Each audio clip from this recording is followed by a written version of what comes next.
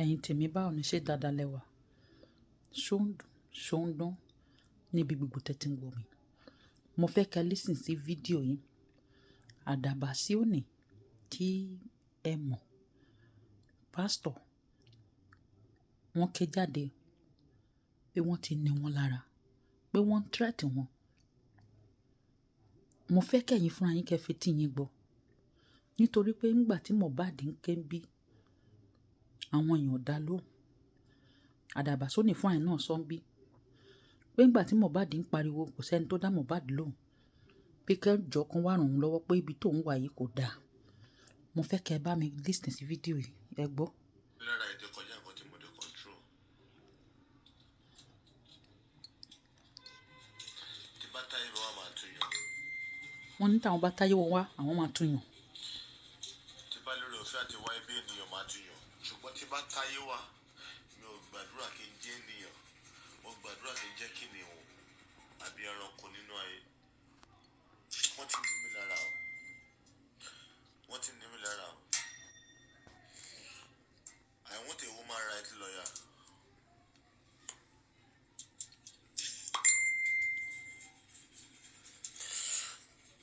Wọ́n ti ní mi lára. Bí Mohbad ṣe ń pariwo lọ́jọ́ kìíní àná rẹ̀. Mohbad pariwo títí tí wọ́n dá lóhùn. Ìgbà tí Mohbad kú, àwọn ẹbí Mohbad, ìyá àti bàbá Mohbad, wọ́n fẹ́ dẹni ọlá látara ikú Mohbad. Wọ́n ti ní mi lára o.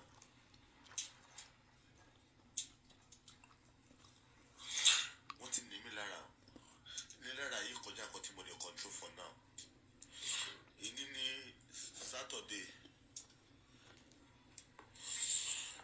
Èyí ní Saturday 27 of September. Ní 1:34 p.m. Wọ́n ti ní mi lára. Wọ́n ti ní mi lára o.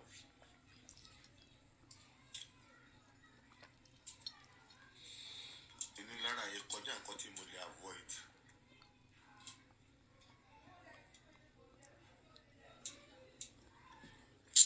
Ṣé wọ́n kì í wáyé ni mo wáyé ni?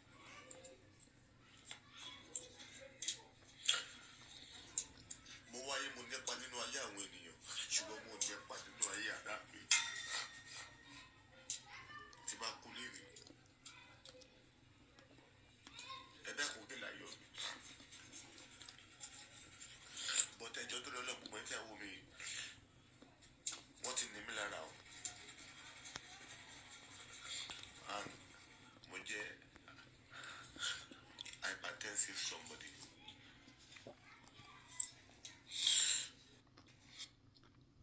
Ǹjẹ́ ẹ ti gbọ́ nǹkan tó ń sọ ń bẹ̀ yẹn? Wọ́n ní wọ́n ti ń ní wọ́n lára o. Ta ló wá ní Àdàbà sóní lára? Òun ni a mọ̀.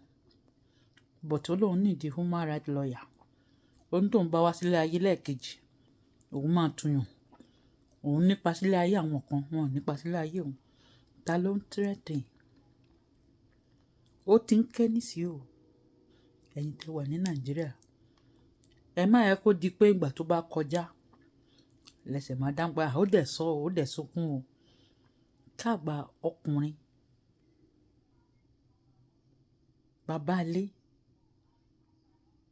Bàbá ilé kó máa sunkún báyìí. Ó níbi tó dé o. Ó lọ fà o. Ẹ jọ̀ọ́ ẹ̀yin tẹ́ wà láǹdẹ̀. Ẹ bá wa check wọn o. Ẹ bá wa check wọn. Àwa mọ nǹkan tó ṣẹlẹ̀ bọ̀. Ìbátan lè explain náà sọ ń bẹ̀ yẹn.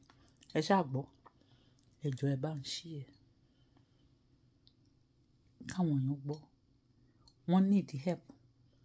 Bí Mohbad náà ṣe ké ń bí títí nìyẹn tí wọ́n ò dá Mohbad lóhùn. A bẹ̀ yín o. Ẹ ṣeun, ẹ jọ̀ọ́ ẹ bá wa ṣí ẹ. Mo bá fún yín, but mi rí gbogbo yín tán. Lásìsì, o sì ń bí dápọ̀ lè wà bí àbá fi ránṣẹ́ sínú email. Wọ́n bá mi deliver ẹ̀. Ilé iṣẹ́ ẹ̀ kó bá ń gbé wá. Má bínú. Next time, má ṣe tẹ̀ ẹ́ mọ́.